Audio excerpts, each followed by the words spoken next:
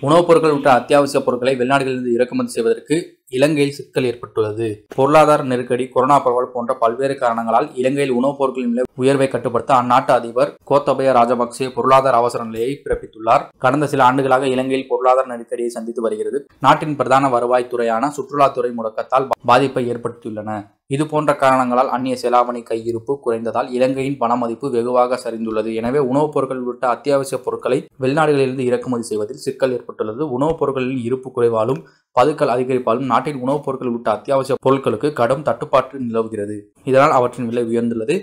இந்நிலையில் உணவுப் பொருட்களின் பதுக்கலை தடுக்கவும், அத்தியாவசிய பொருட்களின் விலையை கட்டுப்படுத்தவும் நாட்டின் பொருளாதார அவசர நிலையை இலங்கை அதிபர் கோத்தபய ராஜபக்சே பிறப்பித்துள்ளார். இதன் மூலம் அரிசி, சர்க்கரை உள்ளிட்ட முக்கிய உணவுப் பொருட்களின் விலையை நியாயமான விதத்தில் பராமரிக்க முடியும் என்று அந்நாட்டு அரசு தெரிவித்துள்ளது. இதற்கான ராணுவ முன்னாள் அதிபர் ஒருவரை அத்தியாவசிய சேவைகள் ஆணையராக அந்நாட்டு அரசு நியமித்துள்ளது. வர்த்தகர்கள், சில்லறை வியாபாரிகள் பதுக்கும் உணவுப் பொருட்களின் பறிமுதல் செய்யவும், அத்தியாவசிய பொருட்களின் விலையை கட்டுப்படுத்தவும் தேவையான நடவடிக்கை எடுக்கும் அதிகாரம் அவருக்கு உள்ளது.